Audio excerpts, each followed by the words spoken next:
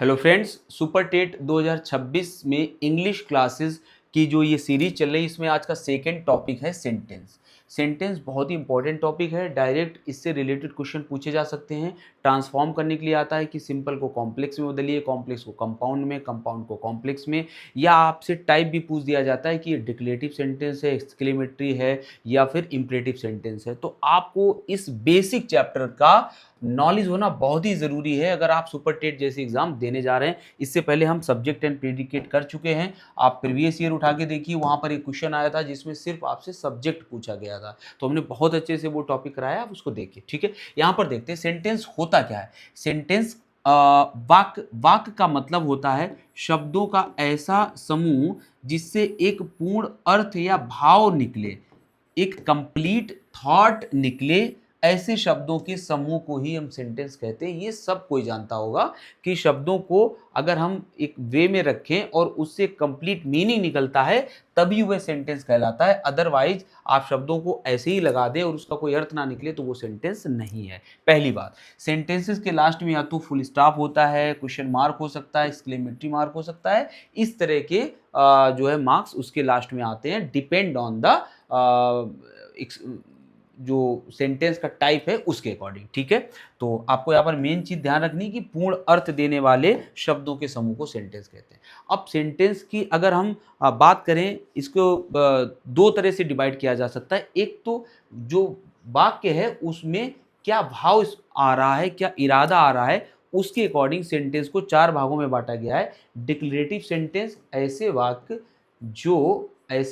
जो किसी कथन को कहते हैं, किसी फैक्ट के बारे में जानकारी देते हैं, ऐसे सेंटेंसेस को डिक्लेरेटिव सेंटेंस कहते हैं। इन्हें हम असर्टिव सेंटेंस भी कहते हैं। और ये भी दो तरह के होते हैं, एक तो अफर्मेटिव होते हैं और दूसरे निगेटिव होते हैं। यानी बात जो कही जाएगी या तो धनात्मक कही जाएगी या निगेटिविटी में कही जाएगी। ऐसा नहीं होता है ना, सूर्य पश्चिम में नहीं निकलता है। इस तरह के इंट्रोगेटिव सेंटेंस होते हैं, जो प्रश्न पूछने वाले वाक्य होते हैं, उनको हम इंट्रोगेटिव सेंटेंस कहते हैं। आप सभी जानते होंगे। इंपरेटिव सेंटेंस की बात करें तो ये सेंटेंस या तो एडवाइस दे रहे होते हैं, या कोई अनुरोध कर रहे होते हैं, रिक्वेस्ट कर रहे होते हैं, या कोई आदेश वगैरह इनमें होता है। तो ऐसे सेंटेंसेस को इंपरेटिव सेंटेंस कहते हैं। आगे इसके बारे में डिटेल में भी आएगा। एक्सक्लेमेटरी सेंटेंस की बात करें तो यहाँ पर हर्ट की सडन फीलिंग को दिखाया जाता है। कोई आश्चर्य हो गया, दुख हो गई, खुशी हो गई, ऐसी जब सडन फीलिंग आती है तो वो एक्सक्लेमेटरी सेंटेंस के अंतर्गत आ जाती हैं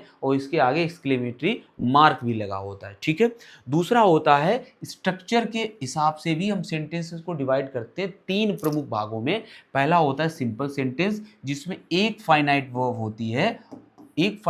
होती है, उसे हम सिंपल सेंटेंस कहते हैं। ठीक है, और कंपाउंड सेंटेंस होता है जहां पर, यहां पर ध्यान रखना कि एक जो क्लॉज होता है वो प्रिंसिपल क्लॉज होता है, मुख्य उपवाक्य यहाँ पर होता है एक फाइनाइट वर्ब के साथ में। अगर हम कंपाउंड सेंटेंस की बात करें तो ये सेंटेंस में दो क्लॉज होते हैं, दोनों प्रिंसिपल क्लॉज होते हैं, यानी मुख्य उपवाक्य होते हैं। और ये कुछ 7 कंजंक्शन से जुड़े होते हैं जो आगे भी आएंगे, इसलिए अभी यहाँ डिटेल में नहीं बताते हैं। और कॉम्प्लेक्स सेंटेंस होते हैं जिसमें एक तो मुख्य क्लॉज होता है, प्रिंसिपल क्लॉज होता है, और एक उस पर डिपेंडेंट क्लॉज होता है। ठीक है, हम आगे बात करते हैं इनकी।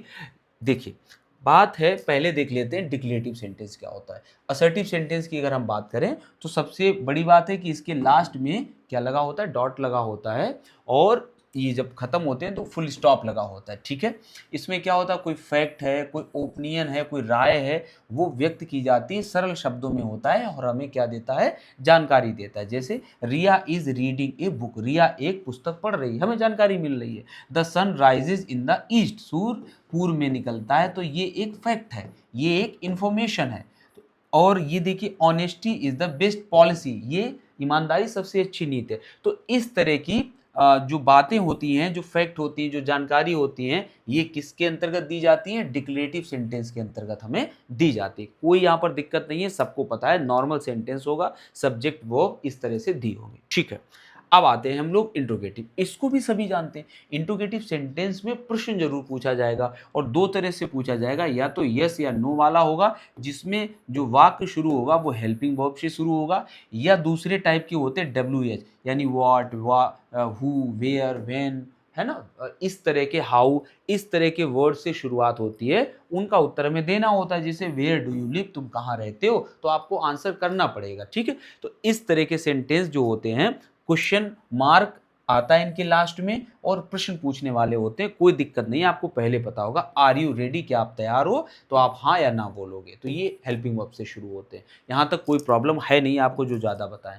दूसरा होता है इंपरेटिव सेंटेंस। देखिए, ये जब आप यहाँ पढ़ लोगे, जब इनके आप नरेशन करोगे, इससे आप एक्टिव एंड पैसिव वॉइस करोगे, तब आपको ये सब आराम देगा जाके, क्योंकि ये बेसिक चीज़ें हैं, ये आपको पता होनी ही चाहिए और होंगी भी। अगर हम इंपरेटिव सेंटेंस की बात करें तो हमने पहले ही बताया, यहाँ पर कमांड या ऑर्डर दिया होता है, कोई अनुरोध किया जा रहा होता है, कोई एडवाइस वगैरह दी होती है। ऐसे सेंटेंसेस कौन कहलाते हैं? इंपरेटिव सेंटेंस कहलाते हैं। और यहाँ पर जो सब्जेक्ट होता है वो हिडन होता है। क्या होता है? हिडन होता है, एंड दैट इज यू। यहाँ पर यू सब्जेक्ट होता है जो हिडन रहता है। ठीक है, सब्जेक्ट यू हमेशा छिपा हुआ होता है, अंडरस्टूड होता है, हम मान के चलते कि यू ही होगा। जैसे क्लोज द डोर, दरवाजा बंद करो, ऑर्डर है, कमांड है, तो यहाँ पर हो जाएगा। अगर पूरा वाक्य देखें, यू क्लोज द डोर, जरूरत कहाँ पड़ेगी? जब आप एक्टिव पैसिव बनाओगे जाके, तब जरूरत पड़ेगी यू की। तो you close the door. Please help me, कृपया मेरी मदद करो, तो यहाँ पर भी है यू प्लीज हेल्प मी, तो ये रिक्वेस्ट की जा रही है। Always speak the truth, advice है हमेशा सख्त बोलो। तो कहने का मतलब है, आमतौर पर ऐसे जो सेंटेंसेस होते हैं उनमें फुल स्टॉप आता है, बट कुछ केसेस में अगर कोई स्ट्रॉन्ग कमांड है, कोई स्ट्रॉन्ग कमांड है, तो उस केस में इनके लास्ट में एक्सक्लेमेटरी मार्क भी आ जाता है। जैसे बहुत अगर गुस्से में किसी को get out of my class, तो इस तरह के सेंटेंसेस अगर दिखे आपको कि स्ट्रॉन्ग फीलिंग आ रही है, कमांड आ रहा है, तो आप एक्सक्लेमेटरी मार्क भी लगा सकते हो। वैसे नॉर्मली यहाँ पर क्या आता है? फुल स्टॉप इन सेंटेंसेस के भी लास्ट में आता है। ठीक है, तो आपको इतना पता चल गया होगा कि डिक्लेरेटिव सेंटेंस क्या होते हैं, इंट्रोगेटिव क्या होते हैं, और इंपरेटिव सेंटेंस क्या होते हैं। अब बात कर लेते हैं एक्सक्लेमेटरी सेंटेंस की। एक्सक्लेमेटरी सेंटेंस होते हैं विस्मयादिबोधक जो वाक्य होते हैं, वो आपके हृदय की जो अचानक आई फीलिंग्स होती हैं उनको बताने वाले होते हैं। अचानक फीलिंग्स में आप दुख भी हो सकता है, खुशी भी हो सकती है, आश्चर्य भी हो सकता है, तो आप उनके लिए वर्ड्स भी दिए होते हैं, यूज़ किए जाते हैं। जैसे ब्रेवो वर्ड होता है, जब हम कोई बहुत जो खुशी जाहिर करते हैं तब हम ब्रेवो वर्ड यूज़ करते हैं। ब्रेवो भी है बंदा मैच, हमने मैच देख लिया। एलाज वर्ड यूज़ किया जाता है जब कोई दुख होता है। हुर्रे वर्ड भी खुशी के लिए यूज़ किया जाता है, हुर्रे वर्ड हो गया। ठीक है, तो इस तरह से कुछ वर्ड्स होते हैं जो हम यूज़ करते हैं और इनके बाद में एक्सक्लेमेटरी मार्क लगा होता है। ये वाक्य कभी कभी जो आश्चर्य वाले होते हैं वो व्हाट या हाउ से भी शुरू होते हैं, ये ध्यान रखना। जैसे व्हाट अ ब्यूटीफुल फ्लावर, कितना सुंदर फूल है। तो यहाँ पर आप देखकर आश्चर्यचकित हो रहे हो, और इसीलिए यहाँ पर देखिए निशान भी दिया है, कौन सा? एक्सक्लेमेटरी मार्क दिया है।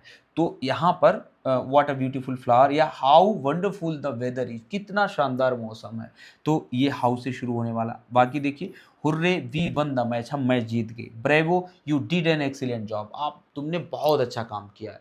तो इस तरह की जब कोई जीत जाता है तो एकदम से नहीं, बहुत ज़्यादा उत्साहित हो जाते हैं। तो स्ट्रॉन्ग फीलिंग्स लिखा भी, स्ट्रॉन्ग फीलिंग्स को ये शो करने वाले सेंटेंस होते हैं, इन्हें हम एक्सक्लेमेटरी सेंटेंस कहते हैं। यहाँ तक आपको कोई दिक्कत नहीं आई होगी और आती भी नहीं है। दिक्कत कहाँ पर आती है? दिक्कत आती है जब आप आते हो यहाँ पर स्ट्रक्चर के अकॉर्डिंग। यहाँ पर दो चीज़ें आप पहले समझ लीजिए। एक जो क्लॉज होता है उसको इंडिपेंडेंट क्लॉज बोला जाता है, इसको आप प्रिंसिपल क्लॉज भी कह सकते हैं, यानी मुख्य उपवाक्य जो होता है किसी सेंटेंस में। यहाँ पर दो क्लॉज जुड़ते हैं, ये जो सेंटेंस होता है चाहे कंपाउंड हो चाहे कॉम्प्लेक्स हो, यहाँ दो क्लॉज जुड़ते हैं, और दो क्लॉज जुड़ने पर उसमें आपको ये देखना होता है कि जो क्लॉज हैं वो मुख्य हैं या किसी पे डिपेंड है। अभी समझ में आ जाएगा। एक होता है इंडिपेंडेंट, जो स्वतंत्र होता है, हम कह सकते हैं स्वतंत्र है, अपना अर्थ स्वयं लेकर चलता है, अपना अर्थ स्वयं लेकर चल रहा है। जैसे मैं आगरा गया, तो अपने आप में अर्थ है, और मैंने ताजमहल देखा। तो ये दोनों सेंटेंस कैसे हैं? प्रिंसिपल क्लॉज है। मैं आगरा गया, पूरी बात हो गई है, और मैंने ताजमहल देखा, मैंने ताजमहल देखा, ये भी पूर्ण वाक्य है। तो इस तरह के सेंटेंसेस जो होंगे, वो जो क्लॉज जुड़े होंगे वो इंडिपेंडेंट क्लॉज कहलाएंगे, एक दूसरे पे डिपेंड नहीं है। अब डिपेंडेंट क्लॉज क्या होते हैं? जो एक दूसरे पर निर्भर होते हैं। ठीक है, कैसे? आश्रित उपवाक्य कैसे होते हैं? देखिए आगे सेंटेंसेस आएंगे इसके, उनमें आराम से इसको देखते हैं। ठीक है, पहले तो देख लेते हैं सिंपल सेंटेंस क्या होते हैं। सिंपल सेंटेंस होते हैं, इसमें केवल एक इंडिपेंडेंट क्लॉज होता है, यहां पर एक मुख्य होता है, यहां पर मुख्य उपवाक्य होता है। कैसे? देखिए, Riya is reading a book, एक फाइनाइट वर्ब भी दी जाएगी, Riya is reading a book, Riya एक पुस्तक पढ़ रही है। The sun is shining brightly, सूर्य चमक रहा है, ठीक है। द डॉग बार्क, कुत्ता भौंका। ओके, तो इनमें क्या है? सब्जेक्ट है और प्रेडिकेट है। सब्जेक्ट क्या होता है? जिसके बारे में बात हो रही होती है उसे हम सब्जेक्ट कह रहे हैं, और उस सब्जेक्ट के बारे में जो बात हो रही होती है इंक्लूडिंग वर्ब उसे हम प्रेडिकेट कहते हैं। प्रेडिकेट में वर्ब भी होती है, ध्यान रखना, ठीक है। तो ये हम टॉपिक पूरा पहले ही करा चुके हैं आपको। तो सरल वाक्य होते हैं, सरल ही होते हैं, कर्ता सहायक क्रिया, क्रिया और कर्म इस तरह से दिया होता है सेंटेंस। आप आराम से समझ जाओगे कि ये सिंपल सेंटेंस है। नेक्स्ट देखिए, अगला है कंपाउंड सेंटेंस। कंपाउंड सेंटेंस की अगर हम बात करें तो ध्यान रखना, यहाँ के जो दोनों उपवाक्य होते हैं, जो दोनों क्लॉजेज होते हैं, वो प्रिंसिपल क्लॉज होते हैं, यानी इंडिपेंडेंट क्लॉज होते हैं, एक दूसरे पर निर्भर नहीं होते, स्वतंत्र होते हैं। लेकिन बहुत ज़रूरी जो आपको याद रखना है, इनको जोड़ने के लिए कोऑर्डिनेटेड कंजंक्शन का प्रयोग किया जाता है, और वो कंजंक्शन 7 होते हैं, जिनको शॉर्ट फॉर्म में आप याद रख सकते हो, fan voice, fan voice. F मतलब फॉर, ए मतलब एंड, एन मतलब नॉर, बी मतलब बट, ओ मतलब और, वाई मतलब एट, और एस मतलब सो। और यही होंगे जहां भी आपको ये कंजंक्शन दो क्लॉजेस को जोड़ते हुए दिख जाएं, दैट मीन्स आप समझ जाना कि यहाँ पर कौन सा सेंटेंस है, कंपाउंड सेंटेंस है। आप आराम से टिक कर दोगे, तब कॉम्प्लेक्स आप नहीं लगाओगे। कॉम्प्लेक्स कॉम्प्लेक्स ही होता है, जटिल ही होता है। ये फॉर, एंड, नॉर, बट, और, एट, सो अभी आएंगे तब आपको खुद ही पता चल जाएगा। कभी कभी सेमी कॉलन से भी दो क्लॉजेस को जोड़ा जाता है, तब भी वो कंपाउंड सेंटेंस ही कहलाता है। For example, Riya finished her homework, Riya ने अपना होमवर्क फिनिश कर लिया। एक वाक्य पूरा हो गया, रिया ने अपना होमवर्क फिनिश कर लिया, एक सिंपल सेंटेंस पूरा हो गया। एंड और, अब देखिए ये कौन सा कंजक्शन है, coordinating conjunction. And she watch TV, उसने टीवी देखी। इसमें भी क्या दिक्कत है, उसने टीवी देखी, बात अपने आप में पूरी, उसका होमवर्क से कोई रिलेशन नहीं है, उसने टीवी देखी। तो ये भी अपने आप में कैसा है, प्रिंसिपल क्लॉज है, इंडिपेंडेंट क्लॉज है, और ये भी कैसा है, प्रिंसिपल क्लॉज है, इंडिपेंडेंट क्लॉज है। ठीक है, अब देखना, I wanted to play football, मैं फुटबॉल खेलना चाहता हूँ, बट लेकिन इट स्टार्टेड टू रेन, लेकिन बारिश होने लगी। अब बारिश होने लगी अपने आप में पूर्ण है, और मैं फुटबॉल खेलना चाहता हूँ अपने आप में पूर्ण है। तो ये अलग अलग अर्थ सेपरेटली दे रहे हैं, इसीलिए ये कंपाउंड सेंटेंस है। और जोड़ने वाला जो कंजंक्शन है वो कोऑर्डिनेटिंग कंजंक्शन है, और इन्हीं 7 में से एक है बट। ठीक है, तो आप समझ जाएंगे। ठीक है, ये सेमीकोलन से भी दिया गया, देखिए, द सन वॉज सेटिंग, सूरज डूब रहा था, we went for a walk, हम एक वॉक पर गए। ओके, कोई दिक्कत यहाँ तक नहीं आई। अब कॉम्प्लेक्स में आ जाते हैं हम लोग। कॉम्प्लेक्स सेंटेंस जो जुड़ते हैं वो सब ऑर्डिनेटिंग कंजंक्शन से जुड़ते हैं। सब ऑर्डिनेटिंग कंजंक्शन कौन होते हैं, सब ऑर्डिनेटिंग कंजंक्शन कौन होते हैं, आपका बिकॉज हो गया, ऑल्दो हो गया, if, when, since, where, who, है ना। इस तरह के जो होते हैं जो कंजंक्शंस होते हैं, जो सेंटेंसेस को जोड़ने का काम करते हैं, वो कौन से कंजंक्शन कहलाते हैं, सब ऑर्डिनेटिंग कंजंक्शंस कहलाते हैं। वो 7 आप याद रखोगे, ये अपने आप याद रखने की जरूरत भी नहीं, ऐसे याद हो जाएंगे। देखिए कैसे। अब होता क्या है यहाँ पर, एक तो मेन क्लॉज होगा जिसे आप प्रिंसिपल क्लॉज कह सकते हैं, या इंडिपेंडेंट क्लॉज कह सकते हैं, मतलब किसी पे डिपेंड नहीं है, अपना अर्थ दे रहा, ये अर्थ दे रहा होगा, ये डिपेंड नहीं होगा, अर्थ दे रहा होगा। और फिर सब ऑर्डिनेटिंग कंजंक्शन आपका दिया होगा। इसके बाद क्या होगा, डिपेंडेंट क्लॉज आएगा। ये जो अर्थ दे रहा होगा, ये अर्थ अकेला नहीं दे रहा होगा, ये जुड़ा हुआ होगा, ये डिपेंड होगा किस पर, इस वाले पे डिपेंड होगा, डिपेंडेंट क्लॉज होगा। ठीक है, देखते हैं एग्जाम्पल। पहला बाद में देखिए, दूसरा पहले देखिए। ही पास्ड द एग्जाम, उसने एग्जाम को पास कर लिया। He pass the exam because he studied hard, क्योंकि उसने कठिन परिश्रम किया। अब जरा इसको देखिए, क्योंकि उसने कठिन परिश्रम किया। अब अगर हम किसी से कहें क्योंकि उसने कठिन परिश्रम किया, तब वो पूछेगा फिर क्या हुआ। भाई बात खत्म नहीं ना, क्योंकि उसने कठिन परिश्रम किया।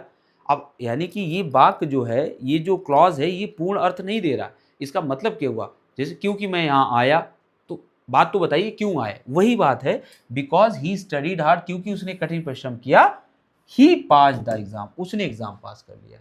तो इस तरह से ये वाला क्लॉज इस पर डिपेंड है, ये प्रिंसिपल क्लॉज है, ये सबऑर्डिनेट क्लॉज है। नेक्स्ट देखिए, अगला अब इसको देख लेते हैं। ऑल्दो इट वॉज रेनिंग, यद्यप बारिश हो रही थी, यद्यप बारिश हो रही थी, we went to the park, हम पार्क गए। ये प्रिंसिपल क्लॉज है, ये जो है इंडिपेंडेंट है, ये निर्भर नहीं है। We went to the park, हम पार्क गए, अर्थ पूरा आ रहा है। ऑल्दो इट वॉज रेनिंग, यद्यप बारिश हो रही थी। अब किसी से बोलो यद्यप बारिश हो रही थी, तो पूछेगा ना फिर क्या हुआ, यद्यप बारिश हो रही थी तो फिर क्या किया। तो कहने का मतलब है इसका अर्थ डिपेंड करेगा किस पर, इस पर। इसी तरह से ये सेंटेंस है, शी विल बी टायर्ड, वह थक जाएगी, if she does not get enough sleep, यदि वह पर्याप्त नींद नहीं लेती। तो इसके आगे अर्थ है ना कुछ नहीं लेती तो क्या हो जाएगा, तो क्या हो जाएगी, शी विल बी टायर्ड, वह थक जाएगी। तो कहने का मतलब कोई दिक्कत नहीं है, आपको वो 7 याद रखने हैं कंजंक्शन। बाकी यहाँ पर आपको क्लॉज देख के भी समझ में आ जाएगा कि एक क्लॉज दूसरे पर निर्भर करेगा। अर्थ आप निकाल के देखोगे और अर्थ तो आप निकाल ही लोगे, इतना निर्भर करेगा तो सबऑर्डिनेट क्लॉज होगा, जिस पर निर्भर करेगा वो प्रिंसिपल क्लॉज होगा, इंडिपेंडेंट क्लॉज होगा। आराम से आप समझ जाओगे, ठीक है। तो ये स्ट्रक्चर होता है। बाकी ये देखिए एक सेंटेंस दिया, I wanted to play football, मैं फुटबॉल खेलना चाहता हूँ, but it started to rain, लेकिन बारिश होने लगी, सो वी स्टेड होम, इसलिए हम घर पर रुक गए। तो ये जो पहला है ये कंपाउंड ही है, बट थोड़ा मिक्स में है। कैसा है, दो दो बार यूज हुआ है, एक बट भी यूज हुआ है, सो भी यूज हुआ है। इसी तरह से देखिए, शी वन द प्राइज, उसने प्राइज जीता, बिकॉज शी वर्कड, क्योंकि उसने कठिन परिश्रम किया। देखिए, शी वन द प्राइज, उसने प्राइज जीता क्योंकि उसने कठिन परिश्रम किया। अब किसी से बोलोगे क्योंकि उसने कठिन परिश्रम किया, तो उससे पूछा जाएगा ना फिर क्या हुआ, कठिन परिश्रम किया, तो शी वन द प्राइज, उसने प्राइज जीता। अब आगे देखिए, and she celebrated with her friends, उसने अपने फ्रेंड्स के साथ सेलिब्रेट किया। ये अर्थ पूरा आ रहा है। एंड है ना, क्योंकि एंड कैसा कंजंक्शन है, कोऑर्डिनेटिंग कंजक्शन है। And she celebrated with her friends, उसने अपने फ्रेंड्स के साथ सेलिब्रेट किया। ये अर्थ पूरा आ रहा है, ये प्रिंसिपल क्लॉज है, ठीक है। तो यहाँ दो प्रिंसिपल क्लॉज हैं और एक सबऑर्डिनेट क्लॉज है, तो ये मिक्स वाले कुछ हो जाते हैं, ठीक है। बाकी ये दिए हुए, वी टुक अवर अम्ब्रेलाज, हमने अपने अम्ब्रेला को लिया, बिकॉज, क्योंकि, इट वॉज रेनिंग, क्योंकि बारिश हो रही थी। तो क्योंकि बारिश हो रही थी तो बताओ ना आप स्कूल गए नहीं गए, तो ये जो अर्थ है ये किस पे डिपेंड है, इस पर डिपेंड है। बाकी ये the man sat down and he open his book, इस तरह से। तो कहने का मतलब है, कहने का मतलब है ये सेंटेंसेस के टाइप हो गए। अब इनसे रिलेटेड जो अपर लेवल के क्वेश्चन बनेंगे, ट्रांसफॉर्मेशन से रिलेटेड बनेंगे, और इन्हीं को जब हम एक्टिव वॉइस पैसिव वॉइस में यूज़ करेंगे, डायरेक्ट इनडायरेक्ट में यूज़ करेंगे, तभी चैप्टर अगर आपने पढ़ रखा है तो आप वहाँ पर आपको कोई दिक्कत नहीं होगी, ठीक है। तो ये सेकेंड टॉपिक था। इससे पहले जरूर पहला टॉपिक देखिए, सब्जेक्ट एंड प्रेडिकेट, और प्रीवियस ईयर तो हमने उससे पहले करा ही चुके हैं आपसे। तो कंप्लीट प्लेलिस्ट आपको इंग्लिश की यहाँ से बननी शुरू हो गई और आपको पूरा इंग्लिश का सिलेबस मिलेगा। पार्ट्स ऑफ स्पीच कराएंगे, आपके आर्टिकल्स कराएंगे, वोकैब्स कराएंगे, कंप्रेंशन पैसेज भी कराएंगे, और मैथ की भी आपको रेगुलर क्लासेस स्टार्ट हो चुकी है। दूसरा चैप्टर परसेंटेज वहाँ पर चल रहा है बहुत ही बेहतरीन तरीके से। इसके अलावा करंट अफेयर्स की टॉपिक वाइज सीरीज आपको शुरू हो चुकी है विद स्टैटिक जीके, जो कि सबसे ज़्यादा वेटेज वाला पार्ट आपका है। तो चैनल पे अगर आप नए हैं सब्सक्राइब कर लीजिए, अपने फ्रेंड्स को शेयर कर दीजिए, और कुछ कमेंट वगैरह ज़रूर कर दीजिए अगर आपको कुछ चाहिए हो या कुछ पूछना हो, या किसी टॉपिक को आप स्टार्ट कराना चाह रहे हो, ठीक है। ये ज़रूरी होता है, कन्वर्सेशन होती रहनी चाहिए, टू वे कन्वर्सेशन बहुत ज़रूरी होती है टीचिंग में, ठीक है। थैंक यू फॉर वॉचिंग, मिलते हैं अपनी अगली क्लास में।